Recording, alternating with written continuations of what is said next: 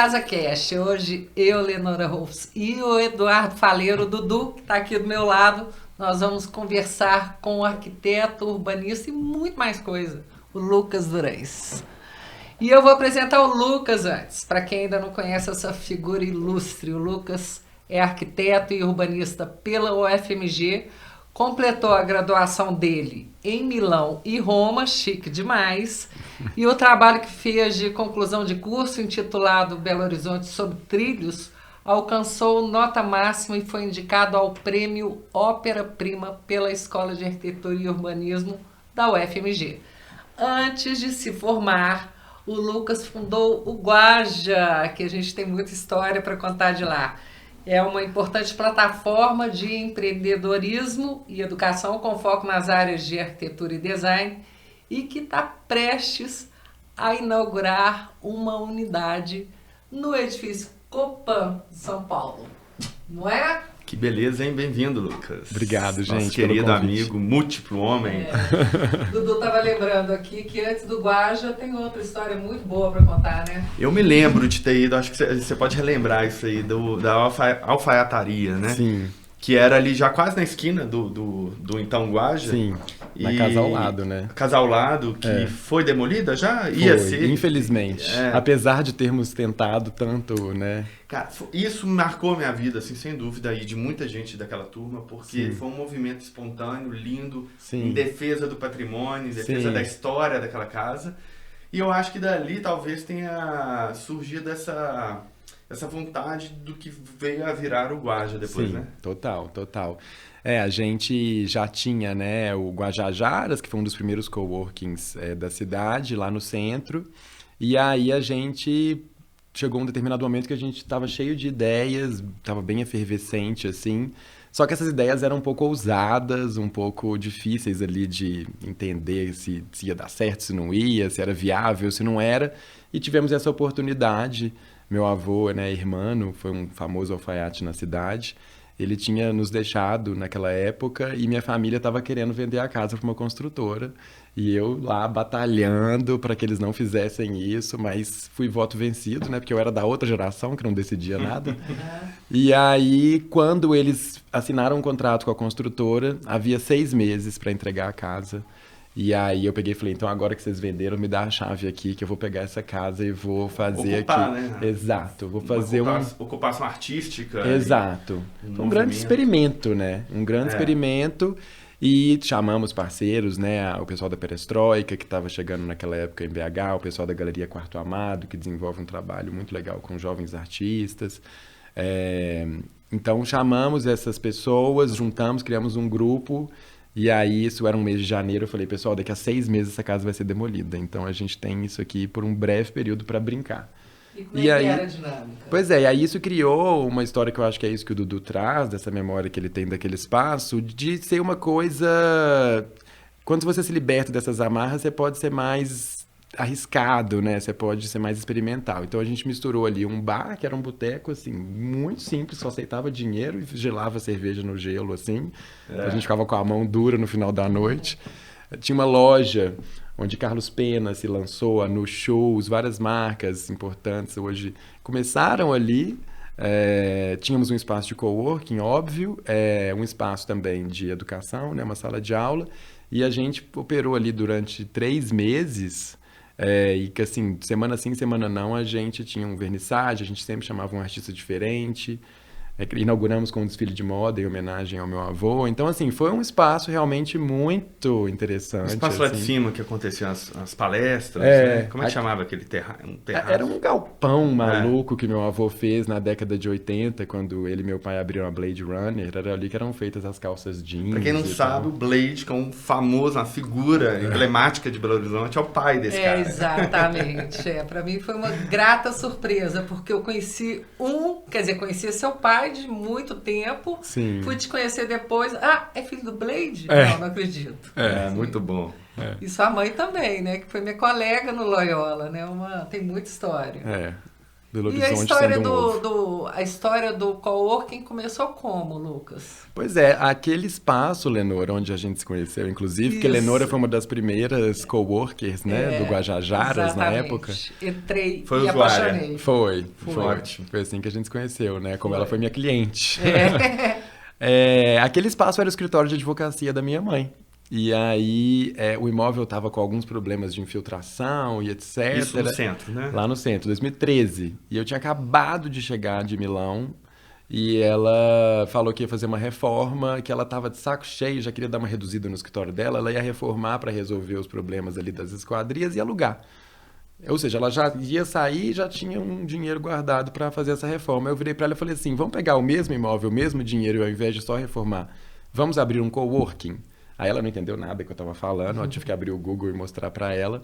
E ela achou um barato a ideia, e aí, de fato, foi uma oportunidade, assim, muito... E por que você quis abrir um coworking? Você tinha visto isso em Milão? Tinha visto na Europa, nos 2 anos que eu morei lá, mas eu sempre tive muito esse espírito muito gregário, assim, eu sempre fui muito essa pessoa, ainda durante a faculdade eu sempre falava com meus amigos, meus colegas que, quando a gente formar a gente podia alugar uma casa e juntar todo mundo, não precisa ser todo mundo sócio, não, mas vamos estar no mesmo lugar e vamos fazer um bistrô embaixo. Tinha até uma amiga que já tinha se candidatado para ser a chefe de cozinha. Olha que engraçado, porque o Guaja é isso, né?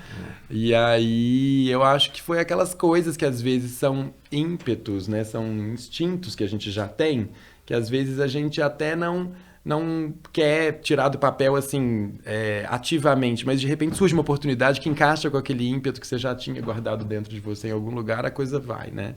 Então foi um pouco assim. Muito bom. E o clima lá era muito bom, né? Era. Só que me incomodava muito aquela coisa da gente não ter uma interface direta com a rua, com a calçada. Né? Eu achava assim, o lugar é incrível, uma esquina movimentada, né? Uma parte Era muito tudo gostosa envidraçado, que era ótimo também. Super iluminado, né? Mas as pessoas que passavam na calçada não sabiam que a gente estava ali. Entende, né? Faltava aquela relação mais direta com a cidade, assim, né?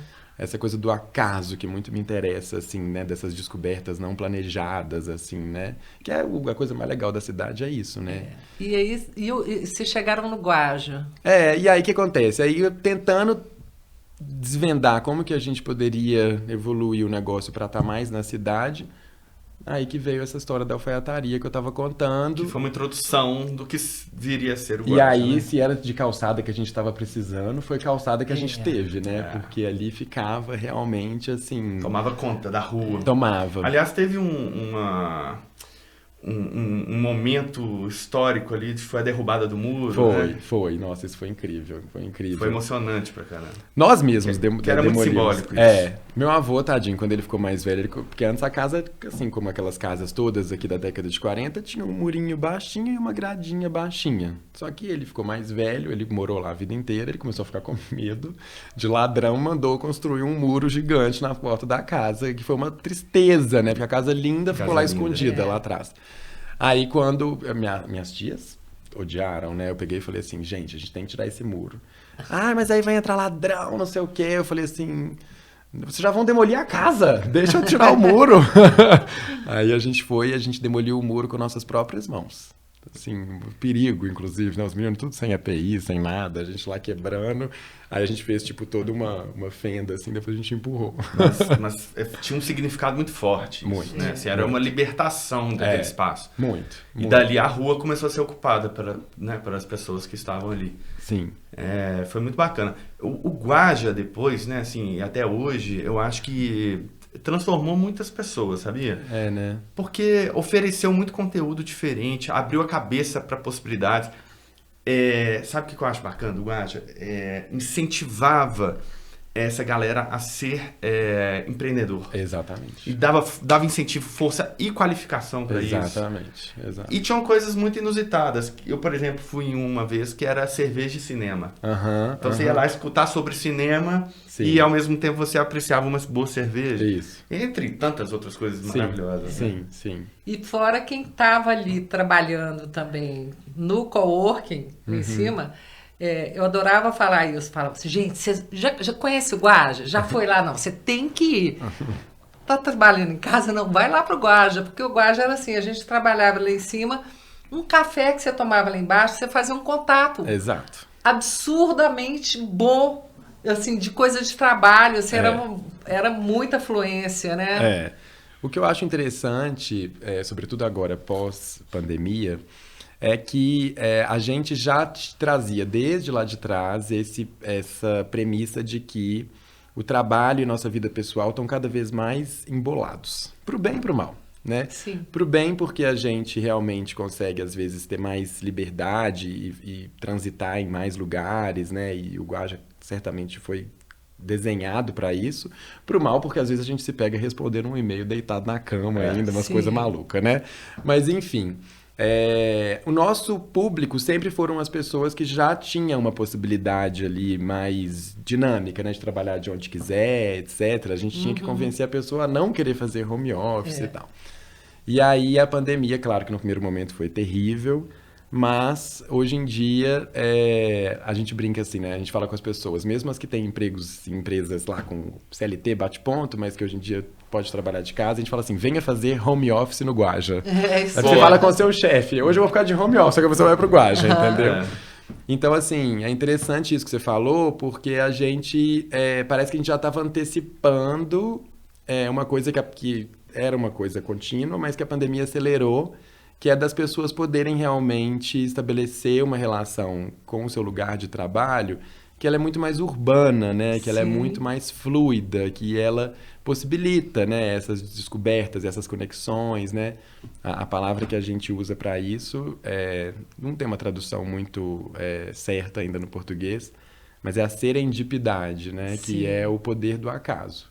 Só que o acaso ele não trabalha sozinho. Se eu ficar dentro de casa, que acaso que vai ter? Talvez eu vou chutar o pé da cadeira, né? Mas, para ele poder atuar de uma forma mais interessante, você tem que se abrir para ele, né? Você tem que... Então, a gente pensou tudo realmente para poder criar esse espaço onde você vai conhecer uma pessoa nova, você vai escutar algo que você nunca escutou, Exatamente. Né? Você vai se inspirar e se conectar ali com pessoas. Que é interdisciplinar, né? Exato. Então, às vezes eu faço arquitetura, mas o outro faz o site. Você pode fazer seu site. Exato. O cowork tem essa dinâmica que é incrível, né? Exato. E dali também teve 104, né? Sim, a Central. Central. Isso. Que também fica foi no 104. Um movimento... Sim. Importante na cidade, né? Acho que sim. Pena que durou pouco, né? A gente inaugurou no segundo semestre de 2018. Então, a pandemia chegou, a gente não tinha nem 2 aninhos de vida ainda, né?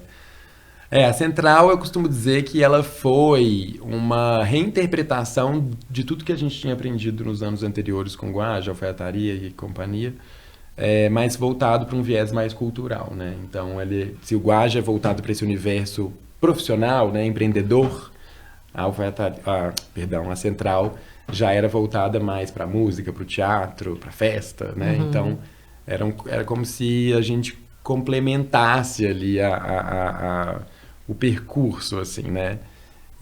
Mas sempre costurado pela comida, né? Que é uma coisa que eu acho que essa foi, na verdade, talvez a grande sacada, porque a comida, ela é agregadora, né? Ainda mais aqui em Minas Gerais, total, né? Que eu acho que isso tem muito mais valor aqui. Eu desconheço algo que conecte tanto as pessoas quanto comida e bebida. E é uma coisa que a gente faz todos os dias, algumas vezes por dia, e que desde as cavernas a gente faz junto dos outros, né? A gente nunca perdeu isso está quase que no nosso DNA, né? A partilha do alimento, ela é instintiva. Muito então, bom. O alimento entra, porque o povo fala, mas coworking com restaurante? Por quê, né? O que é isso? Como se eu estivesse saindo do tema, assim, né? Eu falei... Eu acho que, na verdade, a gente está entrando mais ainda no tema, né? Tipo, então é por isso que a gente foi sempre colocando, né? E eu acho que é isso, né? Em Minas Gerais também é uma camada de afeto, de cultura muito importante pra gente, né? Então... E conta pra gente aí, você não para, né? Tá sempre em várias frentes. Quais são as frentes do Lucas agora? Nossa, tem algumas que eu poderia contar depois que a gente desligar o microfone. Não, essas que a gente quer saber aqui. Você quer o furo, né? Eu quero. Bom, eu tô morando em São Paulo, né? Tem 7 meses que eu me mudei pra lá por conta do projeto do Copan, então... Tá feliz? Tô muito feliz, tô adorando conhecer São Paulo, né, profundamente. Eu confesso que eu me julguei durante um tempo, porque o Gustavo Greco me ensinou uma frase que eu sempre repito, que é: não mude daqui, mude o aqui. Eu acho que nós, belo-horizontinos, que amamos essa cidade e que optamos por empreender aqui, eu acho que realmente a gente coloca isso em prática, né? A gente... Sim. É muito mais fácil você mudar para Paris, para Londres, para Nova York, São Paulo, que são cidades teoricamente mais prontas, se é que vocês me entendem, né? Do ponto de vista ali do tipo de cidade que a gente gosta de estar, do tipo de serviço e produto que a gente gosta de consumir, que às vezes a gente sente falta em BH. Mas é muito mais fácil você fugir de BH e buscar isso onde já está pronto, entre aspas, do que você fazer a sua cidade ser aquilo que você gostaria que ela fosse, né? E aí, quando eu decidi mudar para São Paulo, eu fiquei numa crise, né? Que eu me senti um hipócrita, né? Porque eu já fiz até guardanapo com a frase do Gustavo Greco, assim, né? Tipo, mandei imprimir 15 mil guardanapos que ficavam lá, né? Jogando aquela mensagem para as pessoas, assim. Mas eu acho que no meu caso, o objetivo é levar a mineiridade, né? Levar a nossa história, a nossa comunidade para São Paulo. Assim. E não é um abandono, porque você continua aqui. Exato. O Guaja está aqui. Exato. E projetos futuros para BH também estão na sua, Exato. Né, no seu plano. Aí. Exato, Eu não vou dar os furos porque eles não dependem só de mim. Para, dá um. Não, eu posso dizer que eu estou em negociações com espaços no centro da cidade para a gente poder expandir aí essas fronteiras. Estou sentindo falta da central, posso falar isso. Ah, muito bom. Nós também. Nós também. Então, aguardem. Aguardem. Não, se já fosse mais certo, eu já falaria, mas é porque não depende só de mim, né? Lucas, você já participou de Casa Cor, né? Já 2 vezes. Pois é, como é que foi a sua experiência? Foi maravilhoso, foi maravilhoso. Na época o Dudu deu bastante carta branca para as nossas loucuras, né? A primeira experiência foi a que mais me marcou, lá na primeira edição do Casarão da Sapucaí. Aquele espaço gigante, né? Aquele galpão lá em cima. E a ideia era fazer o espaço que receberia ali, né? Palestras, cursos, eventos e etc. E aí, quando a gente começou a pensar o projeto arquitetônico do espaço, eu logo pensei, como que eu consigo embutir aqui a coisa da comunidade, que é a coisa central pra gente no Guaja, né? Já que o espaço estava indo com a marca do Guaja junto, né? Tinha essa representatividade ali dentro. E aí eu pensei, gente, já sei, ao invés da gente desenhar um espaço, né, que eu sou arquiteto, poderia perfeitamente ter feito ali, eu falei assim, não, eu acho que a gente tem que jogar para a comunidade. Vamos diluir a autoria desse espaço para dezenas de pessoas, né? Aí como que faz isso? A gente ficou pensando, chegamos nessa ideia, que foi o que de fato fizemos. Construímos, né, um pequeno laboratório de fabricação digital lá, em parceria com a fábrica Jangada, que levou uma máquina CNC pesadíssima, que teve que ser içada. Foi um Deus nos acuda para levar aquela máquina lá para o último andar. E lançamos cursos de design de móveis, né, de mobiliário, abertos a arquitetos, designers, estudantes. Foram um pouco mais de 60 participantes em 3 turmas. E era super legal, porque aí as pessoas tinham que desenhar cadeiras, mesas, bancos. Tinha assim 1 dia para desenhar e 2 dias para fabricar, utilizando aquele maquinário ali, que fazia o corte da madeira. E aí rendeu um resultado super interessante, né, Dudu? Foi maravilhoso. As pessoas eram diversos perfis diferentes, né? Sim. Não era só uma linha. Então, a gente teve um resultado muito diferente, diverso. Apesar de tudo ser o mesmo material? Apesar do mesmo material. Mas essa liberdade de criação, né? E apesar também da orientação, né? De como fazer aquilo, mas as pessoas tinham essa liberdade. Mas aquilo foi muito impactante, assim, para todo mundo, porque era essa coisa de pensar grande, assim, não, vamos meter aqui uma máquina e onde as pessoas vão poder fabricar seu negócio aqui. Então, exato. A Casa Cor acontecendo, as pessoas visitando a Casa Cor, quando chegavam lá, viam uma fábrica acontecendo. Então, não é que fabricou antes, a coisa estava acontecendo durante também, né? E tem essa poesia do espaço que se fez, né? Porque tudo que estava ali tinha sido feito ali. Entendeu? Então, e a máquina permaneceu durante toda, a gente fez um aquário de vidro para abrigá-la por questões ali de acústica e poeira e tal. Então era muito interessante porque as pessoas viam aquele tanto de móveis, assim, todos diferentes, né? Como se fosse uma exposição. Você entrava, parecia uma galeria, assim, né? E aí você olhava e tinha uma máquina ali dentro daquele aquário, que era... Aí você falava, nossa, tudo saiu dali, né? Então as coisas foram feitas ali mesmo. Foi bem interessante. E no ano seguinte repetiu essa experiência? No ano seguinte a gente pegou uma parte desse mesmo galpão, digamos assim, né? Lá no último andar e junto do Sesc fizemos um espaço que se chamou Campo das Palestras, que eu fiz junto com meus ex-sócios da Dobra Arquitetura, e que a gente tentou... Porque eu acho que o bacana de mostra é você ousar, você poder fazer umas coisas que... Aquele projeto é óbvio que nós não faríamos se fosse para um espaço fixo dentro do Sesc, por exemplo. Porém, para um espaço que dura 5, 6 semanas, é interessante você pensar assim, como é que eu puxo isso aqui? Como é que eu espicho esse conceito para uma coisa que normalmente não se poderia fazer, né? E aí a gente pensou um espaço deshierarquizado, então assim, porque geralmente como um espaço de palestra, imagina, uma plateia, né, um palco, uma tela, sempre aquela coisa catedrática, né? Então a gente fez um espaço que não tinha fundo, frente, verso, não tinha nada. A gente colocou um monte de telas em branco com vários projetores e um mobiliário maluco que incluía inclusive uma cama no meio do espaço, assim. Então tinha gente que Isso foi sensacional. Palestra deitada. Confesso que quando eu vi o projeto, eu falei assim, tem lá cadeira, poltrona, não sei o que, um monte de coisa, uma cama de casal. Aí eu realmente pensei assim, gente, isso não vai dar certo, não. As pessoas vão ficar deitadas na cama, assim, né? Como é que é isso? Mas era isso. É a gente sair do comum. E foi lindo. E apesar de eu pensar isso, eu nunca quis interferir. Eu acho que tem que acontecer, né? Sim. E deu muito certo. Deu. E tinha os painéis que levantavam. A gente automatizou ali. Foi um espaço incrível, assim, do ponto de vista estético e funcional. Sim. Mas, além de tudo, uma programação riquíssima, com convidados maravilhosos do Brasil todo, né? O Play, junto da gente, da Marcelo Play, fez a curadoria, né? A gente conseguiu trazer gente de muito peso, né? Nossa Senhora. Foi muito legal. Foi muito legal. Então, essas contribuições na Casa Cor são muito importantes. E eu acho que, assim, a Casa Cor de Minas acaba tendo um diferencial porque acontecem, né, outras coisas além só de uma mostra. Total. Então, intervenções, as palestras, os shows, enfim. Eu acho que vocês dois têm essa característica de mandar bem no coletivo, né? Mas eu me inspiro nele, né? Ah, é? Eu aprendo com ele. Tá certo. Falando em coletivo, em um trabalho que está sempre inovando, você está fazendo uma coisa também para o UniBH, né? Sim, sim. Podemos falar disso, né?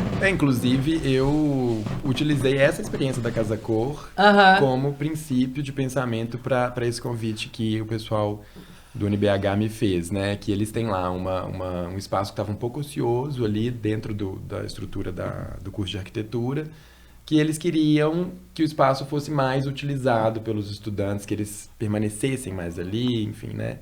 E aí... Bom, eu não sei se eu fico sendo repetitivo ou se eu estou sendo coerente com o que eu acredito, vai né? lá. Porque aí eles perguntaram, tipo assim, o que você acha que a gente faz aqui? Aí eu falei assim, uma cozinha. E aí eles ficaram assim, tomaram um susto, louco, né? Porque no dia que você me contou isso, eu falei assim, gente, que ideia genial! Mas não é. Porque a gente adora, né? Pois cozinha, mas assim... É o lugar do encontro. Mas é tipo aquela coisa assim, como que ninguém pensou nisso antes? Não é uma ideia porque genial. Porque o óbvio seria... O que era o óbvio? Um lounge, aliás, né? É a palavra que o Paulista adora, né? Óbvio. É óbvio. Só que talvez o óbvio seja justamente uma cozinha, pra mim, né? Porque pensa, ainda mais de novo, em Minas Gerais, né? Porque é o espaço realmente que a gente mais gosta de ficar dentro da casa. Sem dúvida. Não é? E ele pressupõe uma colaboração, porque, né, tipo, alguém tem que picar, alguém tem que cozinhar, alguém tem que lavar, e depois a parte do comer, que também, como eu disse, é sempre compartilhada também. O estudante geralmente é ferrado de grana, então um lugar nem que seja para ele esquentar uma comida, né, enfim, eu acho que você ainda cria uma condição ali nova dentro da estrutura da faculdade, da universidade, que é você poder cozinhar ali dentro. E ter um lugar confortável de sentar para comer. Exato. E aí te pediram um projeto? Aí, de novo, mesma coisa. Igual quando o Dudu me convidou para aquela primeira Casa Cor lá da Sapucaí. Eles queriam que eu desenhasse a cozinha. Aí eu falei, eu não vou desenhar a cozinha. Quem vai desenhar essa cozinha são os estudantes. E aí foi uma segunda camada, né? Porque aí, de fato, você coloca esse momento no qual aquele espaço passa a ser dos estudantes logo na gênese do próprio espaço. Então, desde o princípio, aquilo fica sendo o espaço deles, né? Porque eles se envolvem. Aí a gente fez uma maratona de projetos. Agora, na semana passada, eles tiveram 24 horas, né? Se separaram em grupos para poder desenhar e apresentar.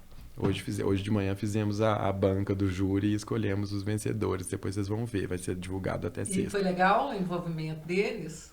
Foi demais, você precisa de ver os meninos. Não, inclusive teve um aluno que foi em casa, buscou um fogão elétrico, levou para lá e já fez um almoço durante o concurso. Eles já começaram a utilizar o espaço para cozinhar ali naquelas primeiras 24 horas que eles estavam ali pensando na história da cozinha. Muito bom. Show, hein? Então, assim, porque é muito mais interessante do que eu ir lá e desenhar, né? É deles, eles que usam aquele espaço, não sou eu, né? Então... E você tá fazendo agora, você tá indo e vindo... Fico São aí. Paulo, BH, BH, São Paulo. Exato. Qual a principal diferença você percebe quando você vai morar em São Paulo entre BH e lá, né? São Paulo e Minas? De um ponto de vista, assim, de cidade e de arquitetura. De cidade, de arquitetura? Você consegue já identificar, assim, características? Olha, eu acho que São Paulo é uma cidade... Primeiro, uma coisa que me chama sempre muita atenção é o domingo. Eu acho que BH, infelizmente, domingo é um dia muito parado, muito morto. E São Paulo não é assim. São Paulo, domingo é de festa, de celebração da rua, né? E vem tanto pela cultura, mas também favorecido por outras coisas, né? Eles fazem aquelas ciclofaixas, né? Então, assim, a cidade te convida mais pra rua no domingo. Isso é uma coisa que me marca muito. Eu gosto muito mais de passar domingo lá do que aqui. Legal. Porque o domingo aqui te relega a casa, né? Eu acho que a gente ainda traz uma tradição da casa da avó. Que às vezes a pessoa não tem nem vó, mas ela continua em casa no domingo, sabe? Então, assim, isso é uma coisa que me chama muita atenção. É uma coisa meio besta, mas assim, o fato da cidade ser mais plana me tá fazendo usar a bicicleta como nunca antes, porque infelizmente BH, a bicicleta é um desafio, isso é uma dó, porque não depende, né? É difícil de resolver, não tem como, né? Agora, quem sabe essas bicicletas elétricas vão ficando mais econômicas e isso possa... Mas isso... Fora as ciclovias, que em Belo Horizonte... Que tem pouco, lá tem muito mais, lá tem muito mais. Eu moro ali perto do Minhocão, que todos os dias ele abre aos pedestres, né? À noite, e aos finais de semana fica sábado e domingo o tempo inteiro sem passar carro. Então, assim, isso são umas coisas, assim, que eu até interpreto como alívios urbanos, porque, de fato, São Paulo é opressora, sim. Não dá pra gente negar. É uma cidade que é pesada, assim. Mas é bom ver como é que eles vão criando esses alívios, entendeu? A Paulista é sempre uma festa no domingo. Festa mesmo, é até caótico, assim, né? Tem de tudo, música e comida e não sei o quê. E a vida cultural oferece realmente, assim, se você quiser ir ao teatro e ver exposição, você acha que você pode todos os dias do ano num diferente, né? Tem umas coisas incríveis, né? Riviera reabriu agora ali no final da Paulista, na Consolação, 24 horas. Então, assim, você quer tomar um Negroni, terça, 4h30 da manhã, você pode, sabe? São umas coisas incríveis, assim, que só essas cidades imensas podem te oferecer, né? Isso é legal. Isso é legal. E outra coisa que me marca mais de um ponto de vista social, que eu até tenho brincado muito com o pessoal, eu pergunto para as pessoas, essa reunião nossa aqui vai ser de mineiro ou de paulista? Porque a reunião de mineiro a gente conversa fiado, né? A gente dá um devaneio ali e tal. Reunião de paulista é assim... É muito séria. É objetiva. Eu preciso combinar antes para não me sentir mal depois, entendeu? Eu tenho que saber, assim, será que eu tô sendo grosso de estar sendo muito objetivo? Porque nós mineiros nos preocupamos com essas coisas, né? Ou será que eu tô sendo chato de estar falando o que não devia, sabe? Isso é uma coisa que fica muito na minha cabeça lá em São Paulo também. Eu sinto isso também em São Paulo. Porque São Paulo é tudo, tipo assim, eu tive negócio lá. E aí a pessoa chegava para fechar um negócio, era uma feira, e a pessoa ia comprar o stand.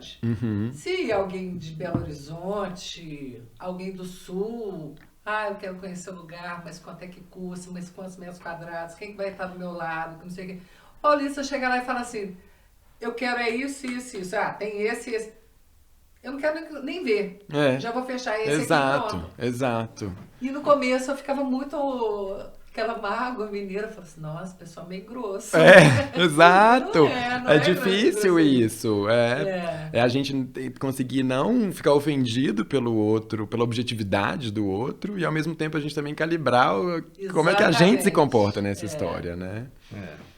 Porque também o jeitinho mineiro tem lá seu charme e Exato, suas vantagens. exato. Essa coisa de conversar fiado é maravilhoso. Mas eles adoram a gente. Eles adoram a gente. Com certeza. Os mineiros, acho que a gente pode contar com boa reputação nesse quesito, né, no resto do país. E quais são os próximos passos lá em São Paulo? Então, o projeto do Copan, infelizmente, está um pouco atrasado. Por que surgiu essa ideia do Copan, Lucas? Assim, como é que foi? Primeiro, assim, já tem alguns anos que há esse desejo de ir para São Paulo, porque eu acho que realmente é um lugar... Por exemplo, a gente tem uma parte aqui em BH que é importante para o negócio em si, que são os eventos corporativos, por exemplo. Desde quando a gente inaugurou lá na Afonso Pena, naturalmente o mercado começou a olhar para a gente como uma alternativa àquelas salas fechadas de hotel, que muitas vezes, né, o povo já não aguenta mais, né? E o Guaja parecia fresco, né? E aí a gente começou a receber muitas demandas de empresas que às vezes são sediadas em São Paulo, e elas próprias falavam assim, por que vocês não abrem aqui em São Paulo? Porque eu ia virar cliente de vocês assim, todo mês. Eu ia fazer algum evento, um treinamento, alguma coisa. Enfim, vai juntando essas coisas, você vai percebendo, falando assim, nossa, gente, lá em São Paulo isso ia ser potente demais. Porque eu acho que realmente o Guaja traz elementos que o paulistano... realmente ele aderiria assim muito rápido. É a cara dele. E ao mesmo tempo, de fato, gente, não sei se sou presunçoso, mas não existe um espaço como o Guaja em São Paulo. Que coisa, então, na hora que você vai juntando, né? E fora que o Copan Exato. tem a cara disso. Exato. Né? É o lugar do coletivo. Exato. É o lugar diverso. Foi por lá que eu comecei minha busca. Sim. Eu estive lá em setembro do ano passado, foi a primeira vez que eu fui com essa missão. Já fiquei hospedado no Copan, é maravilhoso. A experiência é maravilhosa. É incrível. Você desce, toma um drink maravilhoso, você tem um restaurante. Exato. Eu inclusive, fui no barbeiro, cortei meu cabelo lá embaixo. Não, gente, o tanto que aquela galeria funciona. Funciona. Né? Aliás, meu sonho é ver o nosso JK um dia se tornar... pelo menos próximo do que Estávamos ontem numa mesa de bar falando sobre isso, porque nosso digníssimo vereador Gabriel Azevedo está fazendo algumas articulações para tentar, eu não posso contar, né, mas para tentar movimentar aquela história. E nessa direção aí que você falou. A galeria debaixo do JK é maravilhosa. Infelizmente, muito parada. De noite você chega ali e dá até medo. Né? Escuro e tal. Exato. Mas com um potencial maravilhoso. O JK em si já tem uma ocupação super bacana, cheio de artista, arquiteto, designer, gente de tudo quanto é jeito. Sim. Já tem uma efervescência cultural acontecendo ali, mas que podia explorar o espaço, né? Exato. Então fica a dica aí dos empreendedores. Exato. Porque é isso, porque às vezes começa com um puxando o outro. É bom que primeiro a gente vai na inauguração do Guaja em São Paulo, depois a gente se prepara para ter uma outra novidade aqui em Belo Horizonte. Se abrir um cafezinho charmoso de Bajota, já começa. Basta isso. É como o pessoal da cervejaria Viela fez ali com o Mercado Novo, por exemplo. Né? Eles começaram com uma cervejaria, um balcão ali de comida, e aí a coisa contaminou e virou aquilo ali. Hoje que é um fenômeno nacional, eu acho, né? Assim, então você vai fazendo um trabalho de formiguinha mesmo, né? Quais são os espaços em Belo Horizonte que você enxerga potencial, que você gostaria que fosse mais? Boa pergunta. Tem isso assim na sua cabeça? Acho que tem. Claro que se você tivesse me deixado pensar antes, eu ia talvez dar uma resposta melhor do que eu vou conseguir daqui agora. Por exemplo, a Rua Sapucaí, durante um período se tornou, sim, depois decaiu, né? Pois é. Mas, sem dúvida, é um lugar de potencial. Total. Eu acho que tem os lugares óbvios e claro que agora que você acabou de falar do JK, ele, por exemplo, é um gigantesco, né? Que está debaixo do nosso nariz.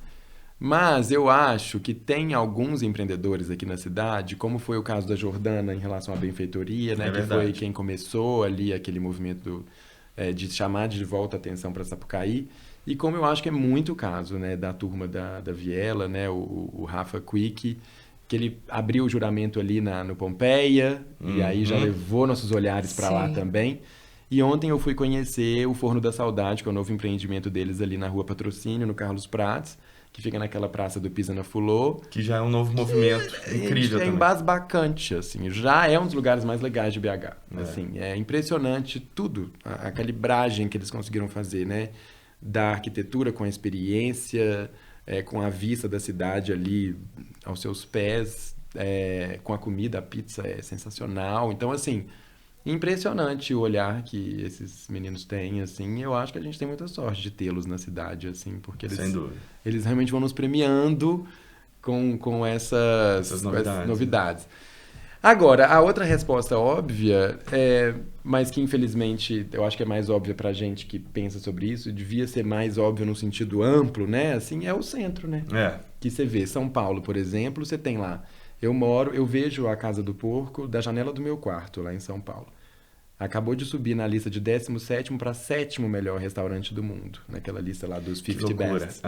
Ou seja, você tem no coração de São Paulo um lugar que infelizmente está super ferrado de morador em situação de rua, aquela situação toda complexa ali da dita Cracolândia lá e tal. E você tem o 7º melhor restaurante do mundo no centro de São Paulo. E fora as outras tantas coisas, né? A própria Dona Onça, que é da Janaína, esposa do esqueci o nome dele lá, do proprietário da Casa do Porco, também tá ali no Copan a 2 passos.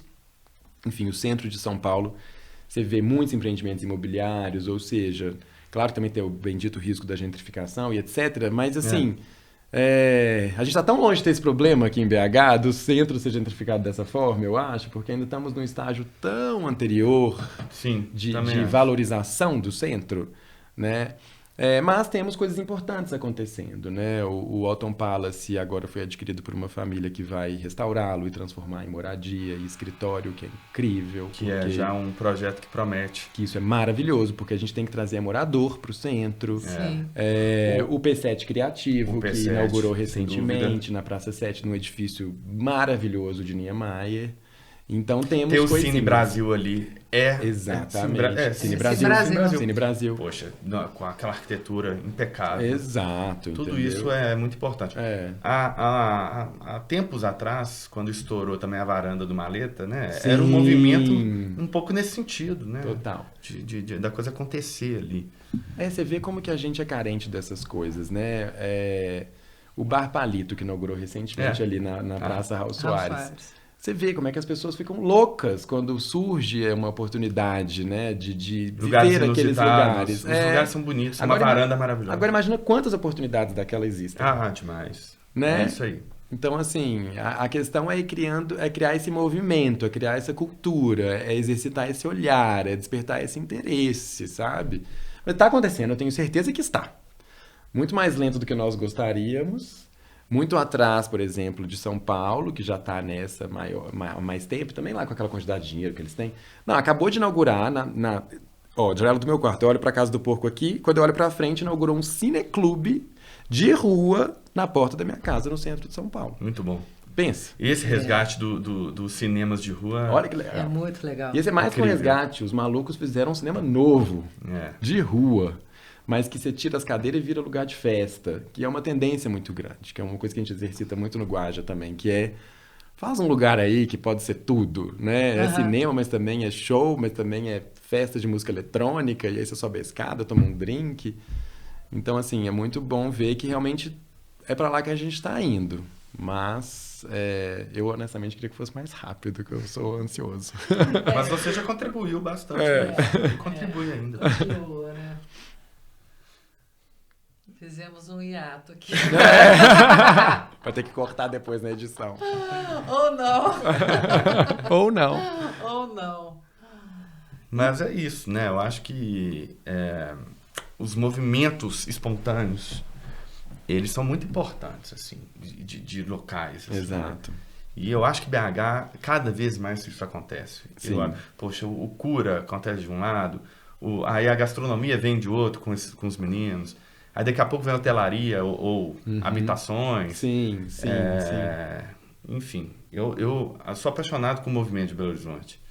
Acho, sem dúvida, poderia acontecer mais, mas o que acontece já é muito bacana. Sim, demais. Né? Demais. E é o que você falou, né? Em São Paulo rola grana, né? Aqui as coisas acontecem um pouco devagar também por causa postura do empresário mineiro também, que né? é mais que é muito conservador. É muito conservador, é muito difícil. Hoje eu acho que é um pouco mais fácil. Você chegar com um projeto e falar, chegar numa empresa, numa indústria, tem esse projeto, precisa de patrocínio. Eu acho que já tem alguns caminhos abertos. Mas eu lembro de 10 anos atrás, 15 anos atrás, assim, falava assim, nossa, precisa de patrocínio. Para fazer tal coisa, precisa de patrocínio. É difícil. As pessoas têm que abrir as coisas, às vezes, na marra. Assim, Sim. Aqui mesmo, né? O Palácio, nós abrimos na raça, sem patrocínio. Quando eu vejo a Casa Cor pronta, eu fico pensando, esses caras são muito doidos. Eu também. São doidos. Mas é uma loucura mesmo. São doidos mesmo, porque é um investimento monstruoso de humano, material, de criatividade, de você estar junto com todo mundo que está criando projeto aqui dentro, e depois isso tudo pronto, tem evento acontecendo num lugar aqui, no outro ali, no outro ali. A característica que eu mais gosto da Casa Cor é de sempre abrir as portas de algum imóvel bonito, diferente, isso importante. É muito legal. Total. Então, poxa, abrir a Sapucaí foi uma coisa maravilhosa. Aquele casarão, muita gente nem conhecia. E aquela edição da Casa do Conde, gente? A Casa ficou do na história. Maravilhosa. Que hoje é o IFAM, né? Total. Ou aquela casa que é uma versão maior da Casa de Canoas ali na Pampulha. Sim, o projeto Niemeyer. Incrível. Poxa, casa... Eu, por exemplo, minha vida inteira passei na porta imaginando, nossa, adoraria entrar aqui um dia. Aquela da Grão Mogol, onde hoje é o Pinguim, também me marcou demais. Foi também. Aquele imóvel também é fantástico.